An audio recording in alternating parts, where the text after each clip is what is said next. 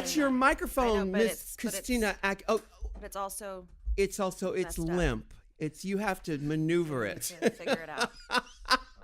You're an LA girl. You know how to maneuver a limp. Yes. Yeah. Apparatus. Yeah. You're talking. You were saying you're a mom. You know, this is the thing about being a mom. I'm going to tell you about being a mom. Yeah. Tell me all about it.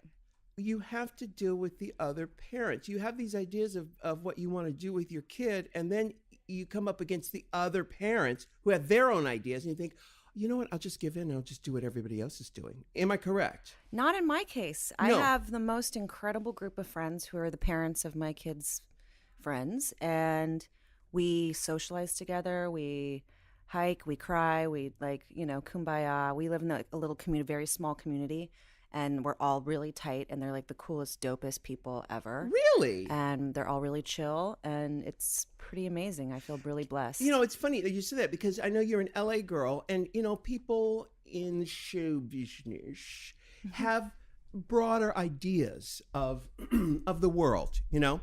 And you've been around, you've been in the business forever. You know, you've seen everything. I would think that that you might just be a jaded mommy, you know, who's like, you know what, get over here. Amber, Jasmine, what's your kid's name? Sadie. Close.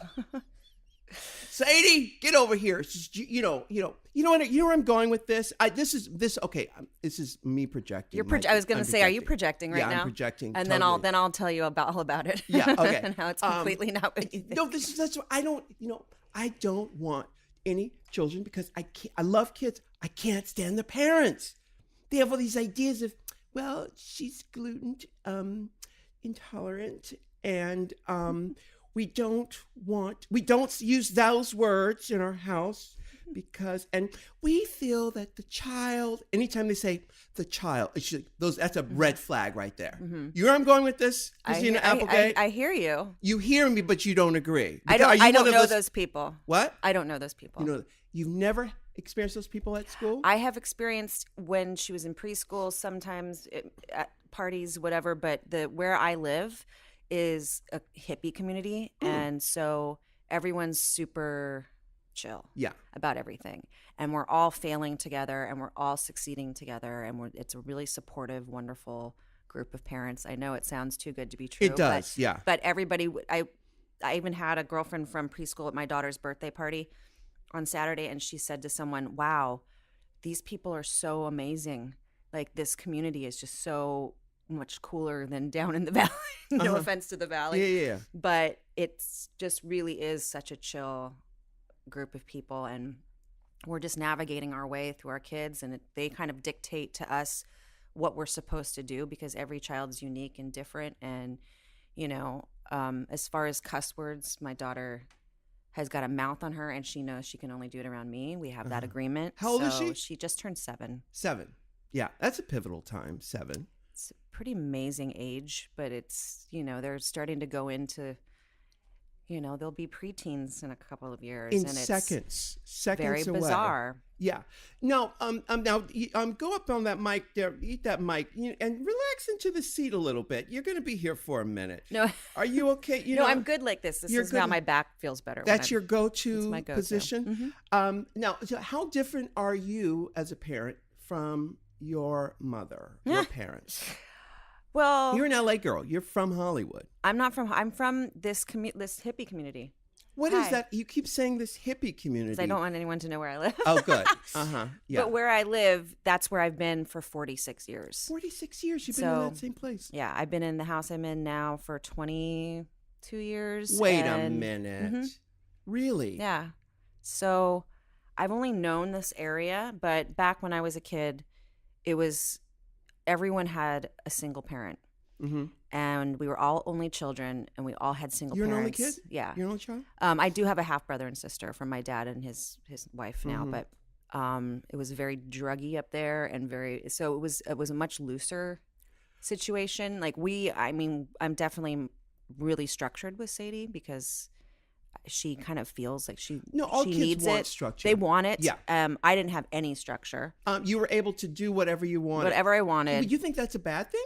I don't think, I mean, I ended up just sort of raising, she raised me, but I also raised myself, and I'm a pretty independent human being, and I don't really like anyone telling me what to do. So I was okay. I ended up okay. Luckily, a lot of people don't.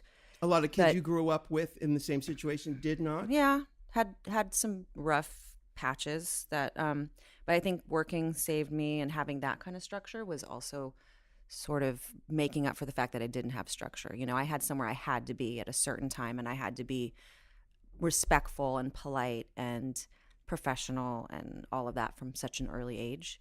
So I think that was my structure. Mm-hmm. Yeah. But my daughter is like, she's desperate for structure. She even asked me to be like stricter the other day. Listen, all kids want boundaries. Yeah. They don't know they want boundaries, but they intuitively understand. They want that kind of guidance, Yeah. And you guys get along. You like your kid? I love my kid. Why? She's just funny and kind and sassy, and she can be a real asshole sometimes as well as they are, which is challenging, to not like lose your mind when your kid's like saying that they hate you and sure they're trying to hit you because they're not getting what they want. So it's a really slippery slope with that one. But do you she and I really enjoy each other. We enjoy each other's company. We have conversations. We laugh. We joke. She's. Did you have that relationship with your mother? Did you ever tell your mother that you hated her? Of course, I would write it on the walls in my house.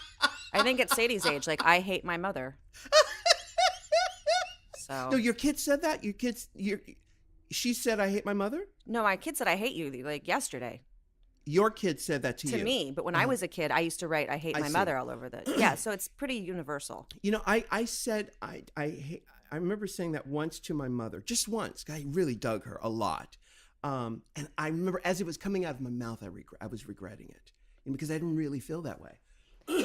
Yeah, but they don't really feel that way. They're frustrated with the emotions that they're feeling, and they don't really have, especially at 7 years old, they don't have the vocabulary to like say, this is how I'm feeling and I'm feeling frustrated. It's just like they're just like, oh, they don't want to be around you. But where you live, though, that would be part of the sort of parenting pattern is to, the child needs a voice who, let the child speak, and, that kind of thing. I'm from California, too. Yeah. Is that what it's like up there? No, we're all dealing with like, these crazy people. And there's no advice giving, because there's a bunch of people who don't offer up advice unless you ask. And yeah, we'll sit down and over wine, and I'm like, what do I do with this child who's making me mental? And, we try to share what we're learning, but it's not, you can't get it out of a book. No. And so I'm learning how to deal with just my kid. That's the only kid I need to deal with. Because it's funny, because when you think about it, you really only have them for a short amount of time. Like by the time they're Sadie's age, and they're already in school, they almost belong to the world at that point. Yeah. And they're learning about how you relate to your environment, and they emulate that in all the ways that you don't know when they're looking. All the way you deal with going to the bathroom, or what you're like in traffic, and I don't know. I there's a part of me that says, you know what, have kids, just let them be, no brothers and sisters, and you grew up in show business. Would you, if she said, "Mommy, I got the bug, I want to do it," what would you say to Sadie? You can study and become really good at it, and then when you're 18, you can pursue whatever you want to do. But not for before me, 18. no, I don't know. I just think that it's important for her to stay in her, education, and because it might change for her. It's not an easy business to succeed in. You're kidding. And it's not an easy business to succeed in. I love when people ask me like, "Hi, I'm just coming into LA. Like, do you have any advice for me?" And I'm like, don't do it. Yeah. Like, you're get your real estate license. You're a needle in a haystack, and it's so much of it is luck. And then once you're lucky enough to get in the door, then you better be super talented, or else it's just you're not gonna have longevity. And even that's not enough. And that's not even enough. I don't even know what the formula. There is no formula to it. I grew up. My mom started putting me in plays because she couldn't afford a babysitter. She brought me with her to like her stuff because we didn't have enough money. We were on food stamps. So That's how I fell into it. It was never a choice or a decision that I made for myself. But my kid has got a lot of personality, you know? She talks to me in different accents all the time. So there is that to her. Yeah. So I'm concerned, but I'm not going to like kibosh her dreams if that's what she wants to do. She's never said she wants to be an actress. She has said she wants to be a singer. And I said, well, you can't just be a singer. Right. If you want to be a singer, you need to start studying and become the best at it that you can be. And well, what could someone have told you at that age that would have helped, not necessarily smooth the journey, but given you more preparation? What could someone have told you at that age that you didn't know, that you had to learn much later? See, I don't know. It was such a continuum of just my life being on a set.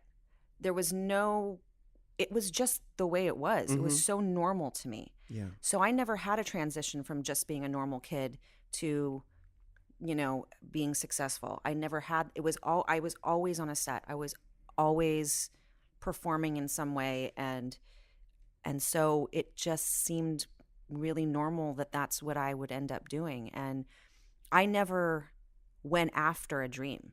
So I kind of have just cruised through life in a weird way. No, I mean, my life has been, filled with Sure, no, unbelievable tragedies and unbelievable sadness and unbelievable things to overcome. But as far as acting and sort of this, how it all was just really seamless, it happened, I think, because I wasn't chasing a dream. I wasn't holding on to some like a vision of what I wanted, because I don't even know if that's what I wanted. Right. It's just what I did. Like, oh, this is just what we do. Right. Was there ever a time when you thought, you know what?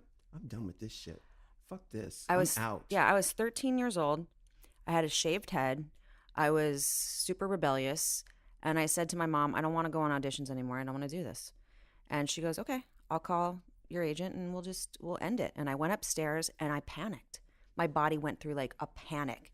And I, within maybe 10 minutes, came down and I was like, no, it's okay. It's okay. I'm good. I'm good. 10-minute retirement. It was like I retired for 10 minutes. And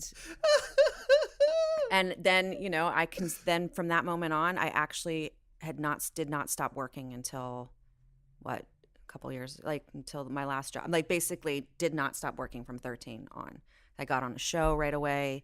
So I was on a show on Showtime for half a year. Then I was on a show on ABC for half a year. Then I was on Married with Children for 11 years. It was called Washington. It was a political satire on Showtime. It was the first show they ever did that was scripted on Showtime. Huh. And who was the star? It was very prophetic. You know what? It was so long ago. I can't even remember. I feel so bad. It was about a very like Dan Quayle-ish kind of character. Yeah. A politician. Very Dan Quayle, very Bill Clinton kind of. This is all way before we were even in that zone. And I can't even remember one episode of it. Wow. But because I was 13 and I wasn't in it very much, but I did that for a while. And then I was on a cop drama called Heart of the City on ABC. Heart of the City. It lasted for 13 weeks, so you probably will never know it. Do you remember who was in that? Robert Desiderio played the... Oh, yes, I love him. That's gorgeous. He's on Murder, She Wrote all the time. He played a single dad of 2 kids, and that's where the people from Married with Children saw me on that and saw that I was very different from the actresses that were out there, which means like I had an attitude. Yeah. Yeah. That's kind of been my thing. I guess I've kind of had an attitude my whole life, like just like I don't give a crap about anything. Right. No, yeah. And they saw that and they wanted me to audition for Married with Children. So that's... Robert Desiderio, he's married to a famous actress. Yeah, he's married to Judith Light. Judith Light, that's right. Yes, yes. It was a dream. She's a dreamy woman. Well, darkness cannot survive in the presence of Judith Light. No. So, this been like, I snuck it in there a minute ago that when people ask me about show business and what to do, I say, get your real estate license. Yeah. Because it is not, who are the kids that you would go on auditions with? You would see at auditions, every audition you go, oh, look, there's what's her name over there. Who were those people? Oh, God. Well, I didn't audition much anymore. Once I got married with children, you know, I was working consistently for you were how old when you got 11 years. married I was with 15. children? I was 15. Yeah. So before that, I mean, no, I mean, I knew everybody, you know, like Alyssa Milano and I have known each other since we were, you know, 12. The one girl who we would always see, and she passed away just recently. It was awful. Amanda, oh God, what was her last name? She's super talented, and you knew that she was going to get every pilot because she was really good, and she was really confident. And I wasn't confident. Like auditions scared the crap out of me. For many, many years, I had like full-on panic attacks before I had to go on an audition because there's so much to an audition. There's so much like, you know, please, daddy, love me, you know, and there's so much when you don't get it, then you feel like you failed in the world. And it wasn't until I had an acting coach who had this amazing tape called On the Drive to Your Audition. And I would put it on and listen to it all the way there. And it was all just kind of clearing up all the cobwebs of what you're projecting into this whole thing. And one of the things he said, and I think I haven't auditioned for so long, so I can't remember, but it was, these people cannot change your failure in the world. They cannot change the failure of your family. These people love what you do.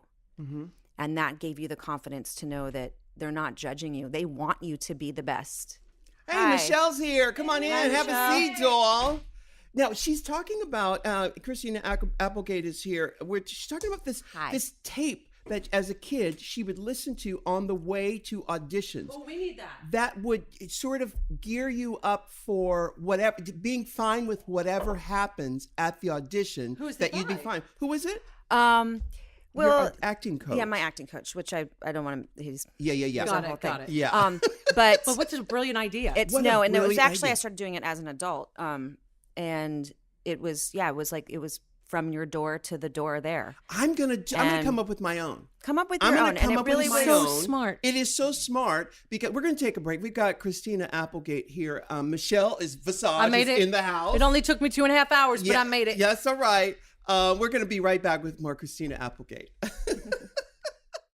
Casper is an online retailer of premium mattresses at a fraction of the price. Casper brand mattresses combine multiple supportive memory foam for a quality sleep surface with the right amounts of sink and bounce. They also have breathable design which helps you sleep cool and regulates your body temperature throughout the night. They even arrive right at your doorstep in a transportable box. I have a Casper Wave and it is fantastic. Now, if for some reason you're still not sure about getting a Casper, you can be sure about your purchase with Casper's 100-night risk-free sleep on it trial. So get $50 towards select mattress purchases by visiting casper.com/Rue and using the offer code RU at checkout. Terms and conditions apply. Now, I love talking about Squarespace because they make making a website so much easier than from the old days when we all had to hire a webmaster and do all that rigmarole. This is the way to do it, especially for creative people. I think this is a great company. Now listen, when you're ready to purchase a plan, get 10% off with the offer code RU. That's squarespace.com. And don't forget to use the drag and drop platform. It is fabulous, honey. Squarespace.com, offer code RU.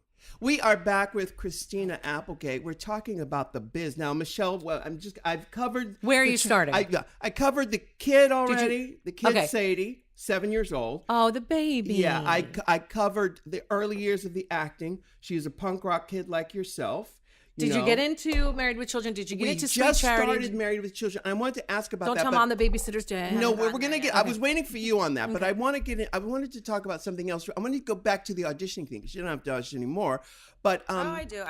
I just had an audition like right before winter break. It's the first one in probably 10 years. Why First would you have to audition. audition? It's okay. I was taken on as like this amazing challenge, and what was amazing to me is how I've grown so much confidence in myself and like resolute of like I'm not attached to the outcome of Right. whatever anymore. I don't care. Yeah. And so I felt so relaxed, and Are you a good it was such auditionee? I felt pretty good about this one. I've always done pretty well, but I was telling him is I used to be like just petrified. I mean, shaking before I would go Yeah. in. This tape really helped me. Got it. Now I get right. the to dots. get me there. Have you ever been But- on the other side of the table? Have you ever been in the position to hire an actor? I've had to do like readings with people. Like I had a show named Jessie many years ago, and I was a part of the audition process for hiring some of the cast for that. It's not nice. I do not like that at all, because all of the fears that you have when you leave a room, when you've just auditioned, they're real. Yeah. Like you close the door and you're walking to your car and they are talking you. Sure. So everything that you And- feared Everything you feared is actually happening. Yeah. just validated. No, just so you know. Yeah. So if you can like be disconnected from the fact that yes, they will talk about you. Right. That wasn't me. I mean, I was amazed by it. I was sitting there like going, "Wow, that door hadn't even clicked, and you're already like bashing that human being."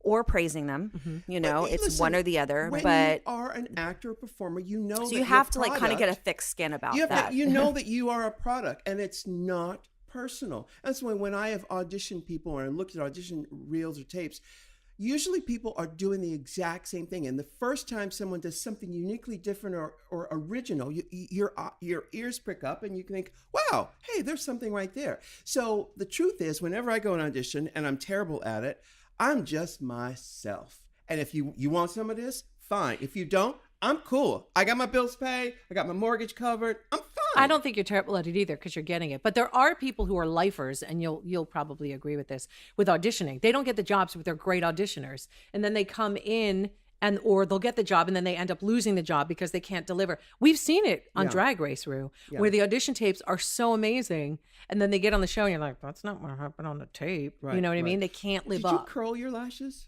No, it's good though, isn't it? What is it? Sephora's brand. It's a burgundy mascara. Oh, it's really quite pretty. nice. Isn't it Yeah, good? yeah. And you have light eyes too. These are always good to try colors because we always stick with the blacks. Yeah. But when you put on the burgundies and the deeper colors that you don't know are colors, Yeah. they do something magical. Yeah. And does it It's really does good. it curl? I don't think so. I think it's just the I like a thick.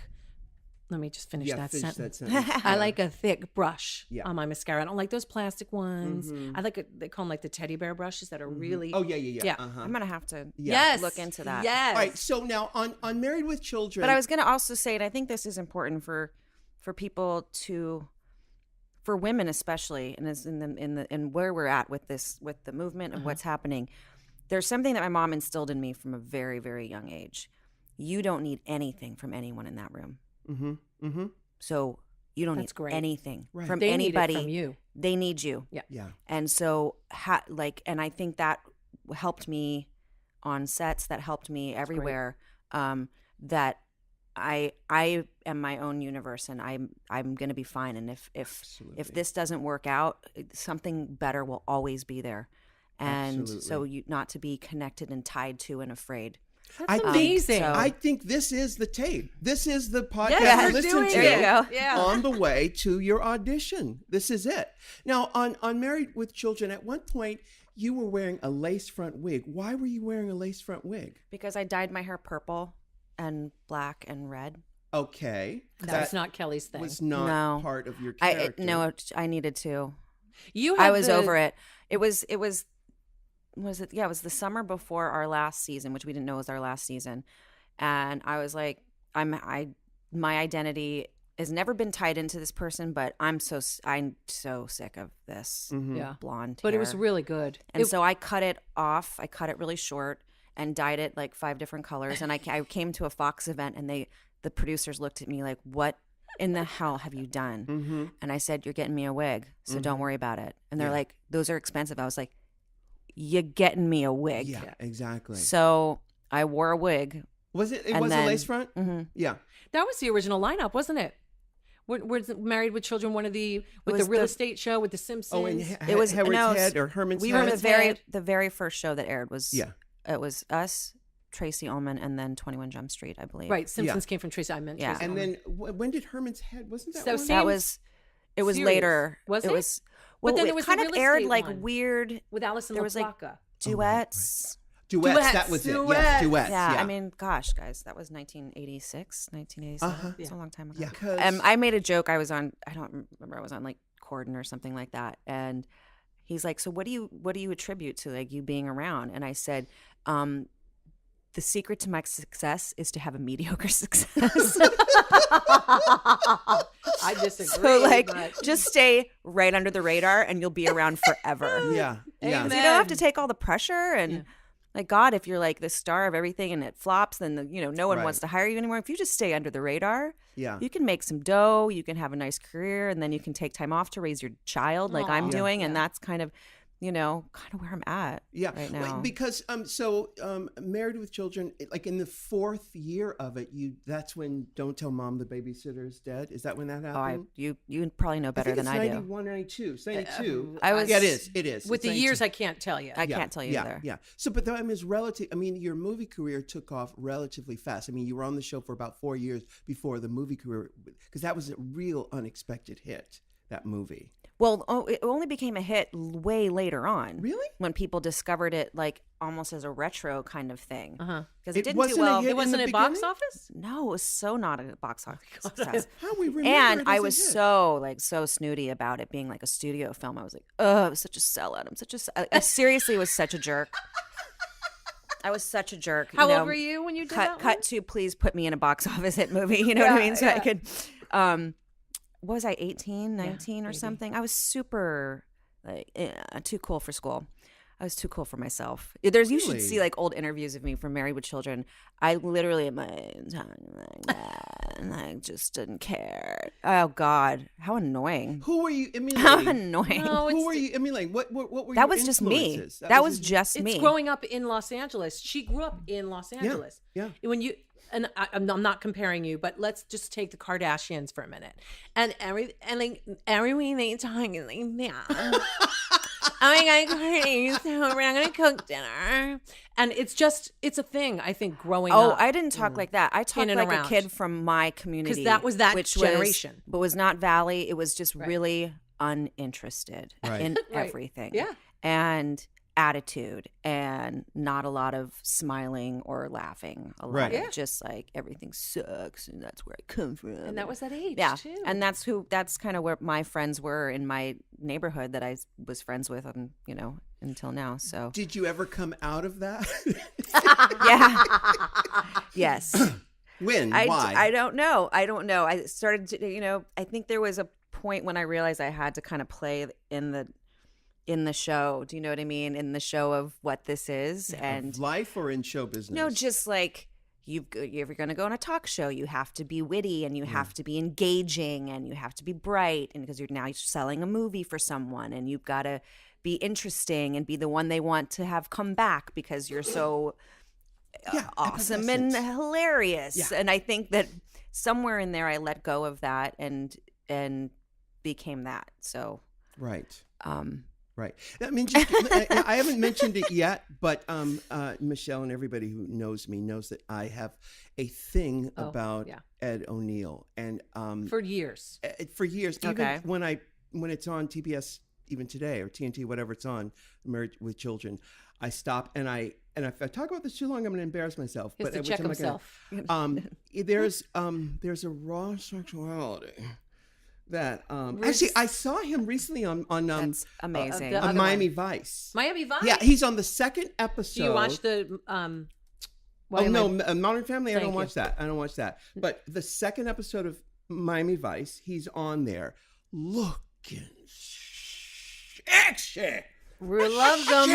I love that, Eddie. I hope someone tells you. Oh my God! But you see what I see. I mean, are you? You know what it is about? You know what it is about? I do not have that same feeling towards the person who played my father for 11 years. Yeah. But I'll bet you what you're picking up is that Honey Badger don't give an S. And that's Ed O'Neill. Really? Ed O'Neill don't give.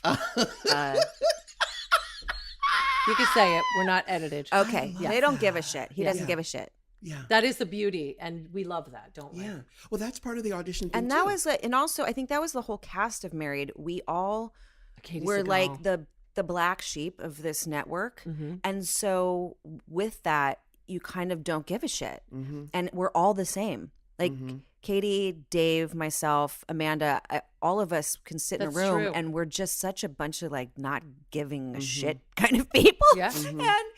And that's not a bad thing, you know. It's like it's just kind of being unattached to outcome and just forging through. But I think with Ed, what you're picking up is that attitude. Yeah. And you know, and that fucking sexy ass body. I'm sorry. I said it. Okay.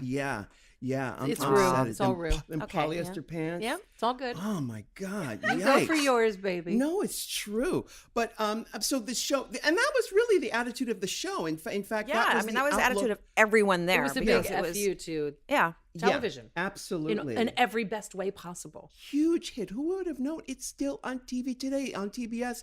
It's on the. It's like 4 or 5 episodes in the morning. When's the last time you saw it?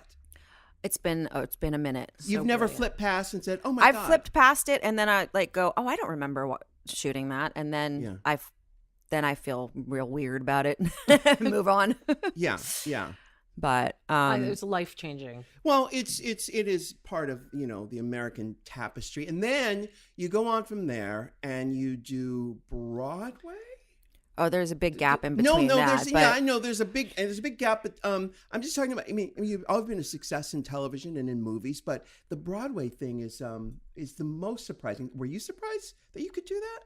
no, You did I've Sweet been Charity. prepping. She was I've been Charity. prepping for that my whole life. Yeah, but singing and dancing. I've been prepping for that. I've been a dancer since I was 3 years had old. no idea. I've danced, you know, every night of the week when I was doing Married with Children. I take class, and on the summers I would take 25 hours a week of class when I wasn't idea. working. Wow. So no, I was like in it. And the singing, my mom always kind of made me take lessons, but I was never amazing at it. Luckily for that character, I'm sure that Ben Brantley at the New York Times will disagree. But I didn't think that I needed to have a big Broadway voice for Charity. How many shows Thanks. did you do of that? How many? I think we did like 300 and Oh my something. goodness. I was there How for a long is year. that? A year? Mhm. Oh my God! Who did the costumes? William, you know, the black guy who always does the costumes. He's the one who wins the Tony like every year. He does everything. He's amazing. William Hinton or No, H. Lee, you can find. I don't know. Yeah. I feel terrible. It's been a minute. That was 2005. But no, I auditioned for it, and it was like a 10-hour audition Did day. you get nominated for a Tony for that? Yeah, I did. Yeah. Wow. It was a great. I only know the cast recording. I didn't get a chance to see it, but I thought you did a great job. Thank you. Yeah, that was a hard year because I don't. A Was lot your of people health don't know. involved in that? I year broke too? my foot. I broke my foot during previews. Oh, God. So 6 weeks out from opening on Broadway, I broke my foot on stage In a highly dancing show. in front of 2,000 people. Oh my God. So not dancing. I just slipped on part of the stage that was uneven, and my foot cracked and my bone cracked in half my on stage. God. So what do you do? So it was a really, really What did you do hard. for the rest of the show? Well, I couldn't do the rest of the show. So- I stayed on stage for about half hour, 45 minutes. I had 2 numbers that I don't exit. And I was trying to signal to the stage managers that I had broken my foot and to call an ambulance. And finally, there's one part of this one I don't know scene how where I one fall. signals that. Yeah. When I fall, it wasn't fun. It was real painful, and I was singing and dancing on it. And I go into this pit where I'm supposed to fall into this lake, and my stage manager was right there. And I said, I broke my fucking foot. Call an ambulance. And she's like, what? And I said, I come up and I did a line, and then I came back down and I said, I broke my foot. She's like, okay. So by the time we got to the Frug, which was like another 2 numbers after that, that's the only time that I get to leave the stage pretty much for the whole show. And they carried me off stage. I like fainted from the pain, and I went to the hospital, and my Your swing just came in? yeah, Dilise Croman, who's amazing. And she finished the show. And then Wow. when was the next time you did the show again? How much long? It was 4 to 6 weeks, I think, after. 4 to 6 weeks. So it was wow. very broken when I started previews in New York, and it hurt really bad. And I had to sit out of. There's got to be something better than this during the previews, because it was in so much pain, and I wanted to make sure I was ready for opening night. And I had a brace in my shoe. I had special shoes made for me that would hold the foot together because it was nowhere near healed. And so I did it very limpy for a while until finally my foot felt better, and then I was back in it. Oh my God. Oh It was my really, God. it was real. That took every bit of strength that I have had in my life to like heal that as fast as I was able to heal it and deal. Oh my God. Well, It was no bueno. No. But other than that, it was most exquisite time of. It was just the most Would you incredible do it again? experience. Not that show, but another dancing, singing Broadway show. I would love to, but I'm just not. I'm just. My daughter made my back real crappy, so I don't know if like I don't even dance anymore. And sadly, my wonderful dance teacher passed away last year. Who I danced with from the time I was 15 until I was 39 years old. But yeah, that would be too difficult, I think, on my body. So what kind of dance are you talking about? Like just like everything, jazz, modern? Well, I started, where are you supposed to start? Ballet. You take ballet as your structure, your technique, tap, jazz. And then with Doug, his name was Doug Caldwell. He was an amazing human being.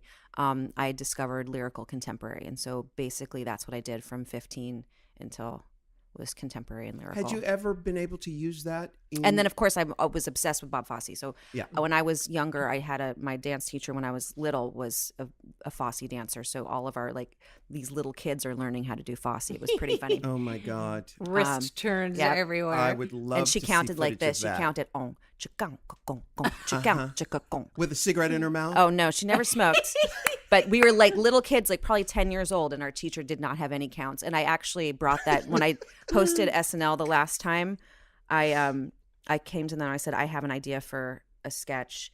It's my dance teacher when I was a kid, and she never did counts. And they wrote a sketch for me, and it was so funny. It was such a great I'll have sketch. to go and Google Yeah, that. it was called Jillian Chiz or something like that. Or it's just Oh my God. Are they open Fosse. to that stuff when you go to SNL and you say they ask for they ask for it. Usually I don't know if they always do that, but I was like, can we please do that? I've been wanting to like bring this to the public that this woman did this and made me laugh so hard. Did she see it?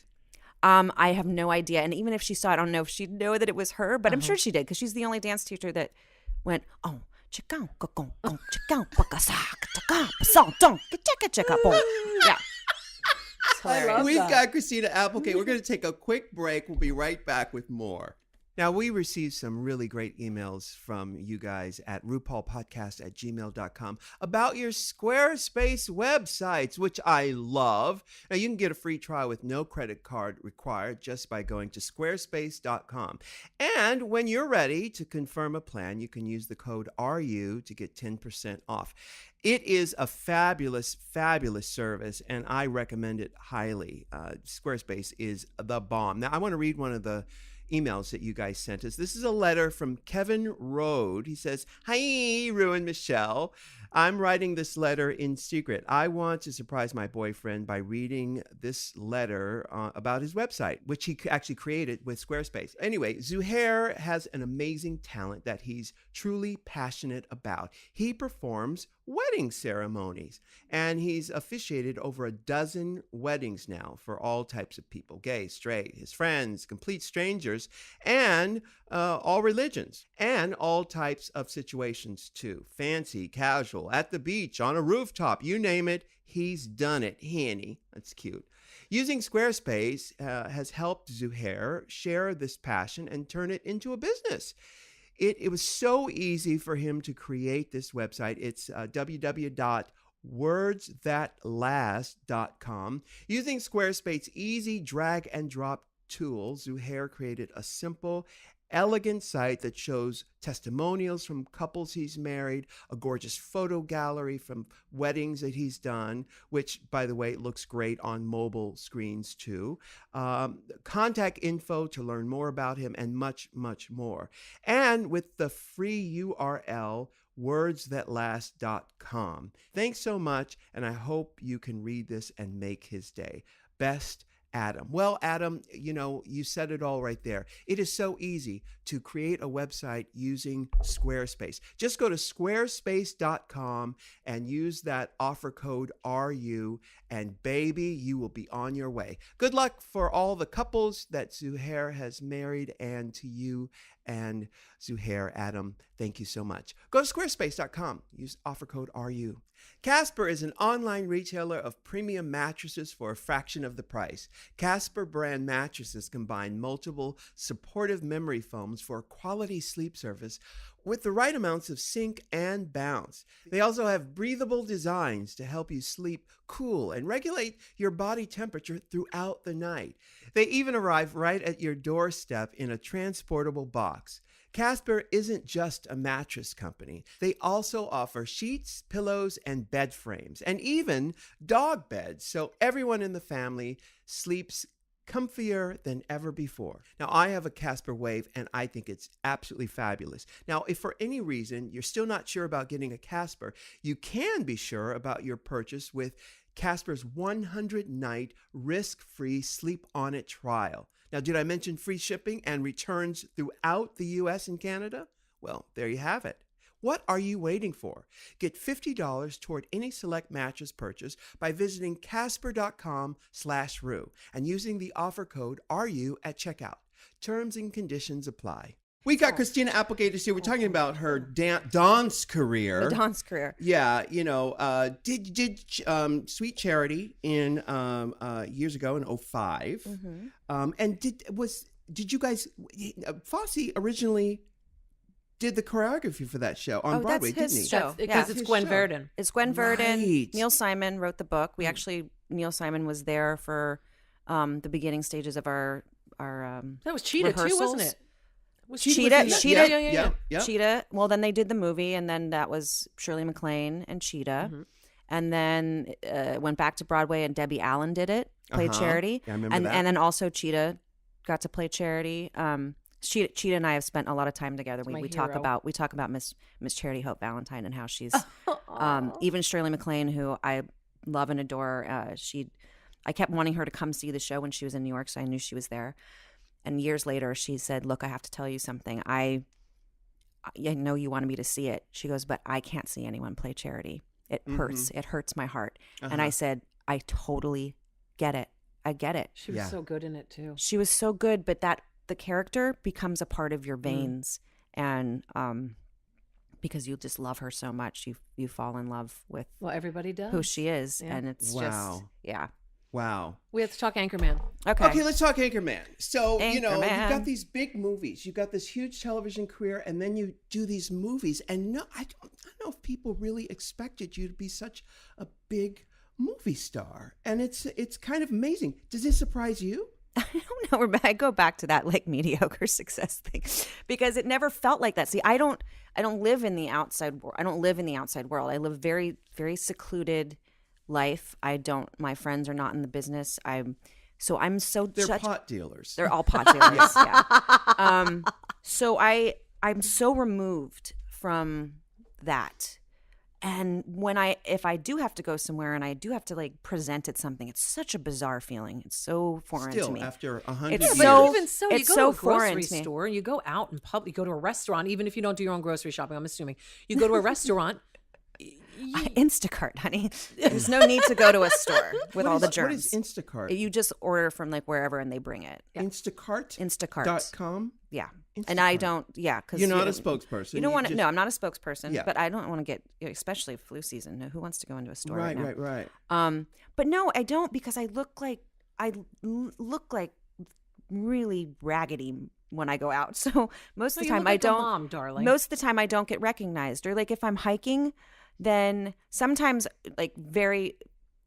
just recently, someone walked up and was hiking, and then they're like, "Oh." And then they just kept hiking. And, because we all know that, we don't want to stop and chit chat. We want to hike. Yeah. Yeah.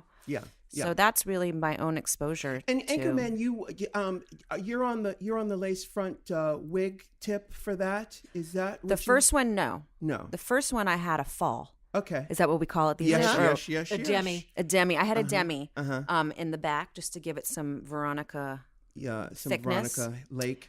which was my inspiration for Veronica Corningstone, because Veronica's not Miss Corningstone's real name. Right. So I had a whole story in my head that she was obsessed with Veronica Lake. That's neither here nor there. So I had that for the first one, by the second one, 10 years later, my hair did not have the same luxuriousness as it did before. The same get up and go. So we had a wig, and that wig moved. I saw the movie, and it kept moving. The placement. Oh, you mean slipping and sliding? No, just the person who put it on me was not consistent, and so it was the wig show. That's what we called it. Like Will, myself, everybody had wigs. Everybody and we were had like, wigs, right? Like, that was the wig movie. Yeah.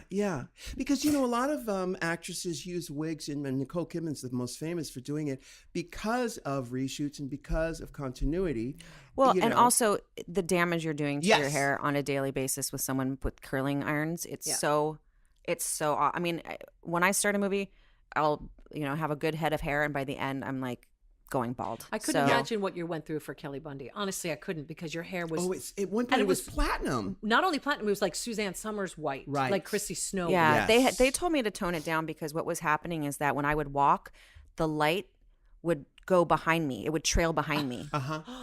Not even Leaving kidding. chemtrails. with Leaving your hair. like literally chemtrails from my hair. So like, can you do something about whatever it is that you're doing? And so I started to have it much more natural. I changed hairstylists, and I went to this guy named Stuart Gavert, who is like one of the most amazing colorists in the world. Also has passed away, unfortunately, but he would, take hours to like put little bits of brown, little bits of blonde, little bits of gold. So then it would, I started to go towards natural towards the end of that. Right. And then the pink and the purple and the green. And then that happened underneath. That was my hidden secret. But it does destroy your hair to bring it full circle. Doing that all the time, and coloring and hairspray, and shreds it. It does. Yeah. So Anchorman, and then just, do you wear a wig in? No, you don't wear a wig in Bad Moms, do you? So good. Was I? No, that was my hair Yeah. with some pieces. Okay. A few I had some pieces. pieces, a So few you pieces. can fess How up. fun was that, though? Because you got to be the ultimate snooty bitch, uptight, all of that, and you're working with these maniacs. I know. It was seriously the greatest group of women that you could possibly assemble together. All moms, all down, all totally grounded. All of us wanted to go home to our kids, because most of us who have young ones, except for Jada, obviously, had our kids in New Orleans with us. So we were like early every day, and we were like, okay, no, we don't need to do any more of that. Like the most professional, on time. They never waited on anyone. Plus, just incredibly supportive group of women. I mean, that does not happen often, and that was so wonderful. And then, I got to play the ultimate bitch. Sort of raspy bad girl is in your repertoire, but then there's also the snooty woman that you do in Bad Moms. And these came out of kind of nowhere. These we didn't. Well, actually, Kelly Bundy has that sort of. She's a bad girl attitude. She's a bad girl attitude, but She got dumber and dumber as the years went on. Yeah. And I remember going to see this documentary called Decline of the Western Civilization Part 2, The Metal Years. And this girl came on. She had just won Miss Gazzari's. And she was blonde, and she was wearing a Lycra mini dress. hot. And they asked, what do you want to do next after winning Miss Gazzari's? And she said, I'm going to continue on my modeling and my actressing. and I literally went, That was it. I was like, that's it. That's so topical. It's so now. Yeah. This is what's happening. Why are these women wearing like condoms as dresses? Like, I was like, what is this society? What is this other world I don't even know anything about? Like, rock sluts and videos. Like, what is happening? And I went to them the next day, and I said, we need to go shopping. And we went and got like weird belts and, the mini dresses. And it was like literally we started over with her. And that's and so I thank that woman. I don't know what your name is, but you gave me the inspiration for a character that took on her own life and meaning and spirit. Wonder but if she's still actressing. Yeah, if she's probably actressing, oh, that's is. awesome. That woman is Nicole Kidman. Now, okay, so what roles have you not done? I mean, that you could do the snooty, uptight mom in Bad Moms. You could do the sort of bad girl, go getter girl, and don't tell mom the babysitter's dead. What do they not offer you that you want to do? Well, I know enough about this from my childhood and my life, like to have a really like mental case. I'm a really broken human being. Mm-hmm. So Mm-hmm. that's kind of like Dramatic, what you though. want. Yeah. Yeah. Dramatic. Okay. I'm But- surprised that hasn't Something like, happened yet. yeah. What's that Farrah Fawcett movie? The Burning Bed? The Burning Bed. Oh. You need your burning bed moment. Yeah. That's where everybody went, oh Yeah. my God, she can act. She can act. Yeah. Yeah. No, they don't need that with you because Yeah. obviously you've done a million different things. That shows different sides. That's why I loved Anchorman, because it was like, I don't know, it was just seeing Christina in a different Yeah. light for me. It was like, Yeah. oh my God, she's really funny. And it's low key. Yeah. Now I love that. We talk about your career in show business, but then there, you've had some obstacles in this life. Do you have a spiritual program or did you gain a spiritual program after you had that sort of, the very traumatic health scare? You mean cancer? When I had cancer, that one. Or with the That's broken it. foot. Which one? Bingo! Okay. I've always believed what I believe since I was a little kid. My mom was very spiritual, and so my beliefs have always been the same of what I believe in. I've been a member of Agape Spiritual Center since I was 24, but before that was in a different church of the same teaching from the time I was 10 years old. So it's always been the same. So the Rev has been, a big part of my life, Reverend Michael Beckwith, for Who's amazing. 20-something years. Mm-hmm. And so that's what continues to sustain me, Yeah. is my beliefs. What's your daily practice? My practice is not happening right now because I have a kid who wakes me up at 4:30 in the morning this morning to go like close a window. So it's really difficult to have How old any is she? kind of, she's 7. 7. So I never used to leave the house without meditating and praying for years and years and years. And then you have a child and your morning is no longer, it's not about you anymore. Doesn't Back up to 4:30 to close a window? Yeah, she said, she came in, she goes, Mom, not even like good morning, push, Mom, wake up. There's a window open in my sister's room and you need to close it because it's scaring me.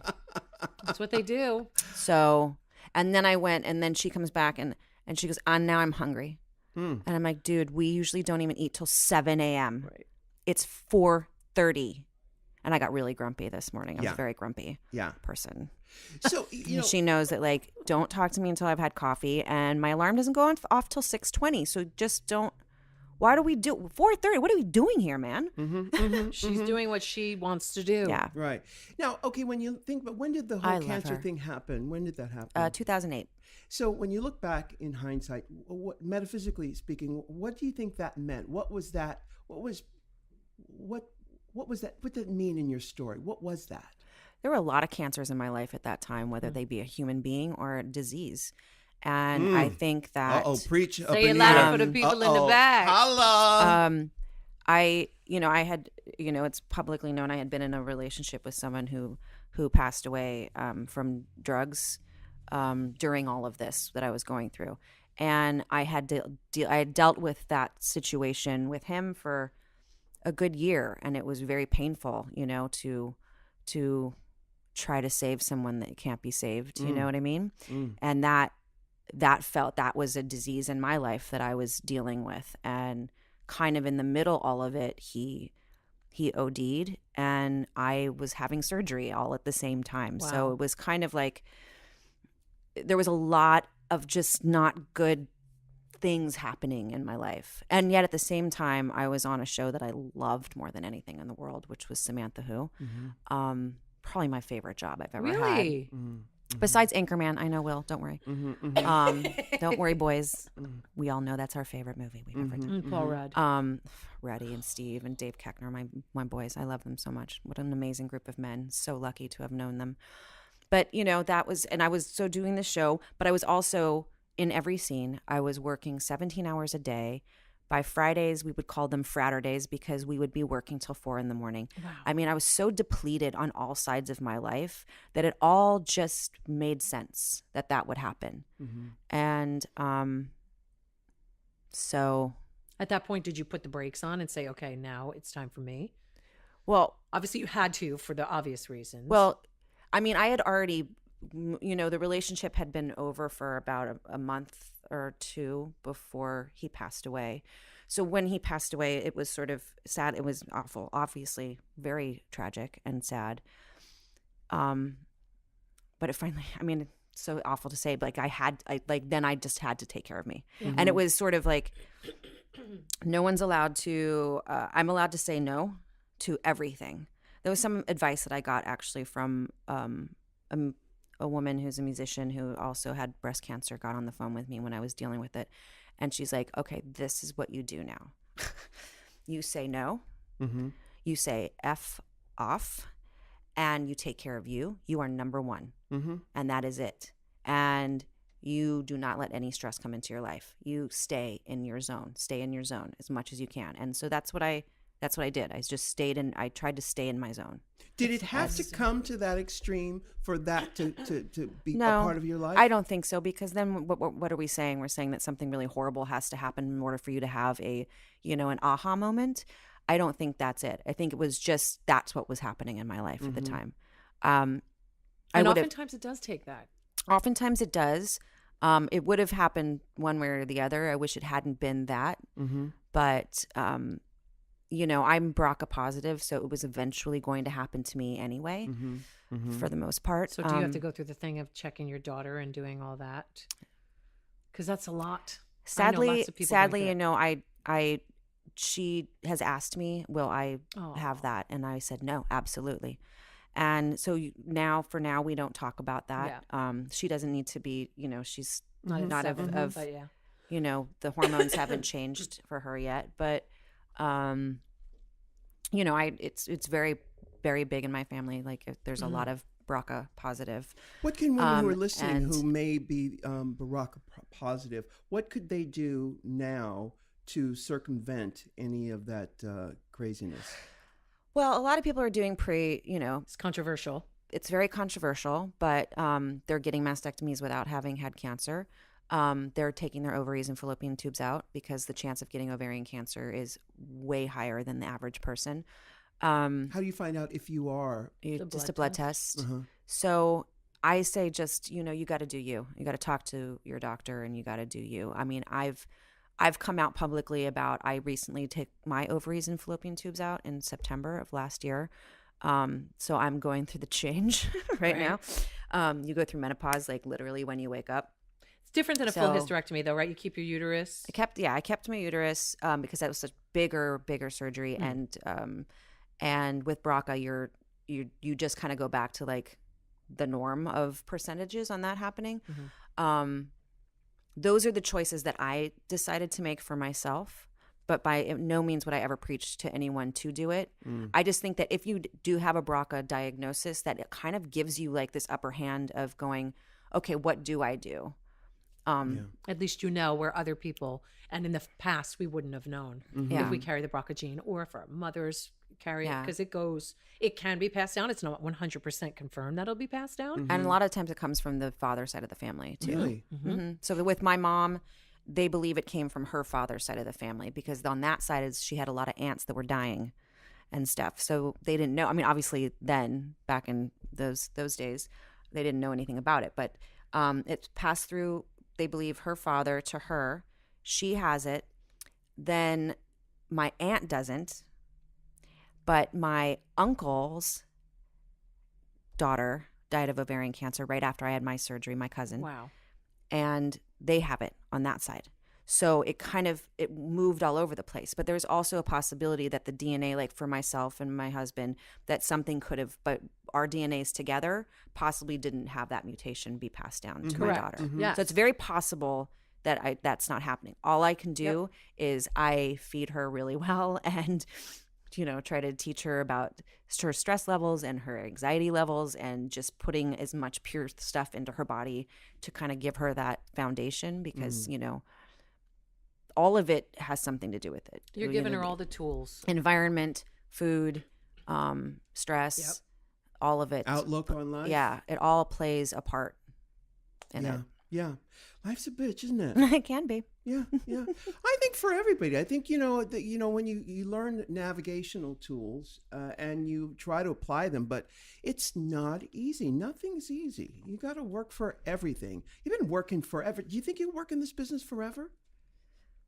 I have no other skills. So doubt that. At some point, I'm going to have to go back to work. I've been lucky this last year that I haven't really had to. Are you in Bad Moms Christmas? I have I'm in one scene. Mm-hmm.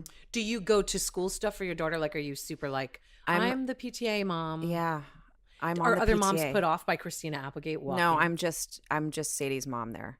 And the kids know me as Miss Lenoble. They don't. The kids do, but I would imagine the adults, like, if They I don't- saw they you. really don't care. I'm telling you right now, in my community, You're lucky I'm not there. my community doesn't care. I'm there so much because I'm I'm one of the heads of the library league. And because of that, I'm on the board of the PTA. I'm on the board of the Curb Appeal. I'm on the Way of Council Committee leadership. That's amazing. Oh my And God, you're that woman, aren't you? I live there. I live at school. Uh-huh. So That's so great because she still loves you now. Yeah. Just wait. When do they stop They loving stop you? around Like 12, right? 12 is the beginning. It could be as early as 11, 12. Mm-hmm. And then up until about 16, Uh-huh. 17. My daughter's Yeah. about to turn 18. My Yeah, that's 17-year-old when is it just 12 coming to back 12 around. to 18 and you really hate your mom. Yeah. But it's interesting. Yeah, yesterday I had my agent called me yesterday and I was driving my daughter to ballet. And I had to put him on speaker and he was telling me about the script or something that they were sending me for a pilot and blah, blah, blah. And I hung up. She goes, "What's that about?" And I said, "Well, it's for a job." She goes, "No." And I said, "Sades, I'm going to have to go back to work at some point." She goes, "No, you're not leaving me. You're not leaving me." Rip your heart And I out. said, "Well, it's, if I go and do something." She goes, "No." And I said, "Okay." She goes, "I have a better idea. Why don't you teach at my school?" And I said, "Baby, I would love nothing more to teach at your school. It gives me such incredible joy every day I get to be around those kids and be in these classrooms and help and do what I do and be in the library." And I said, "But that would mean I'd have to go to school to become a teacher. So I would have to leave you again." There's the catch-22. And then my friend said to me yesterday, "Why don't you just teach dance or drama?" Yeah. And I was like, I could. Yeah. Anybody can do that. I can do that. You certainly got the resume for it, You sister. certainly do. I can do it.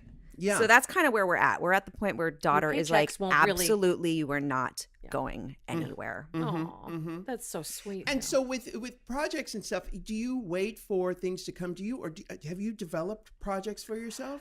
No, I've never done anything for myself. I have a couple ideas for stuff for other people that I'd love to get off the ground, but I'm also I'm like a non-finisher. It's a really bad What sign trait. are you? Sagittarius. You mean Vegetarius? I'm a Vegetarius apparently. And I just will get these ideas and I'll start to like make the moves on it, and then I get really distracted, and then it's a year later and I haven't done anything about. I'm terrible. I'm like It's also mom brain. I'm like, I'm a I get it. non-finisher. Like I can't. Yeah. Yeah. And I've had that conversation with myself actually this morning where I just sat and thought, God, why can't you just follow through with stuff? I mean, I like even brought an initiative to our school, which is actually beautiful. It starts today. It's called the Season for Nonviolence. It's 64 days, 64 ways. It goes from the assassination of Gandhi to the assassination of Martin Luther King. It was started by Arun Gandhi, who's Gandhi's grandson, and Reverend Michael Beckwith. And it's just daily practices that you do every day for 64 days of peace? Without violence. Season for Nonviolence is what it's called. There's a kid version and there's an adult version, obviously. And I brought this to our school, and it starts today.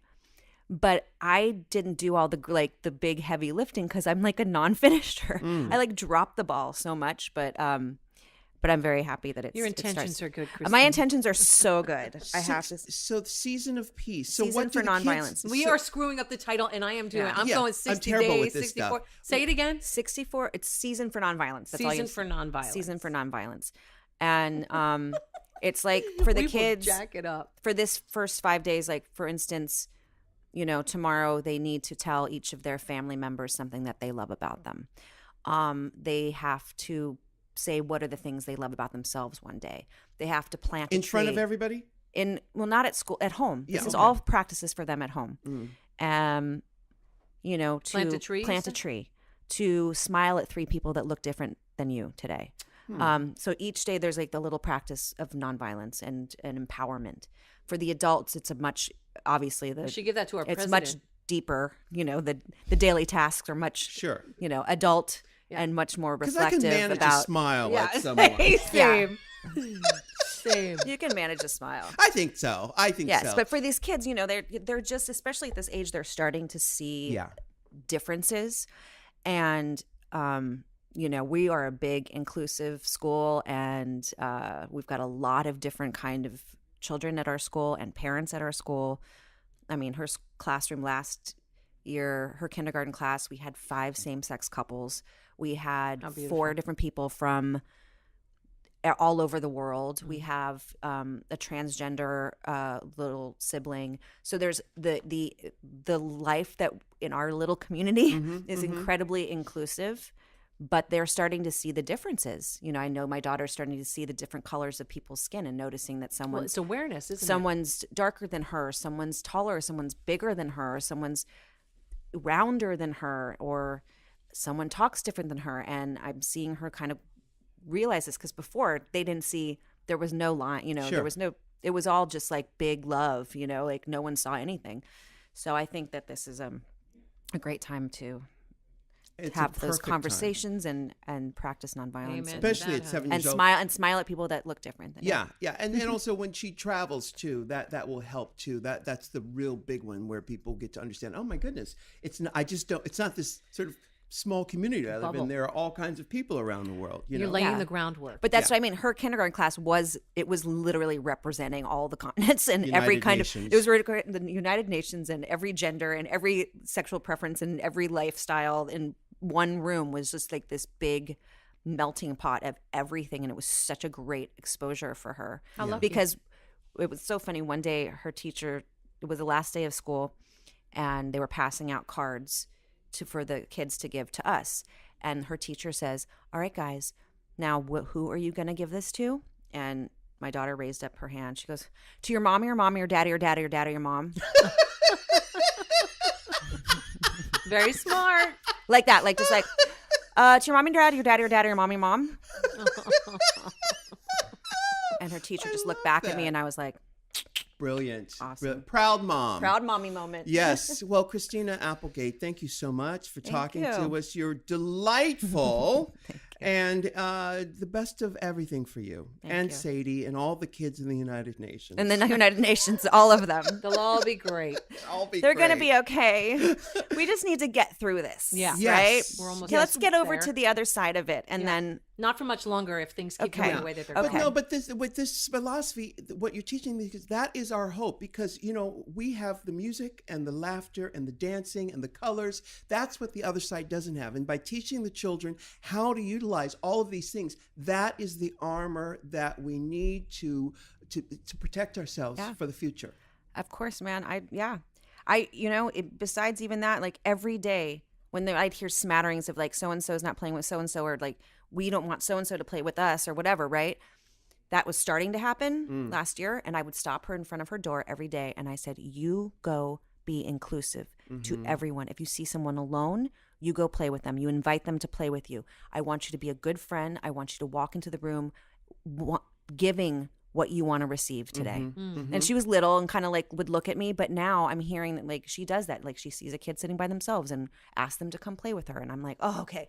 All right, we're getting it in there. We're getting it in somewhere in the But it is in your the job brain. as a parent, and you're doing it. We're trying. That's right. We're trying. You're doing it. I'm trying and failing, but you know what? That's okay. That's how we learn, isn't it? That's right. She kicked me yesterday, so you know, there's that. Yeah, we just got to teach her how to close a window. Yeah, that's the next. herself. Yes, it was in her next. sister's room, so I don't know. Yeah. Whatever. All right. Thanks, Christina Applegate and Michelle Visage. Thank you. Thank you, darling. Until next time. Bye. Can I get an amen? Can I get an amen? If you can't love yourself, how in the hell you gonna love somebody else? Can I get an amen? And don't forget to subscribe on iTunes. If you can't love yourself, how in the hell you gonna love somebody else?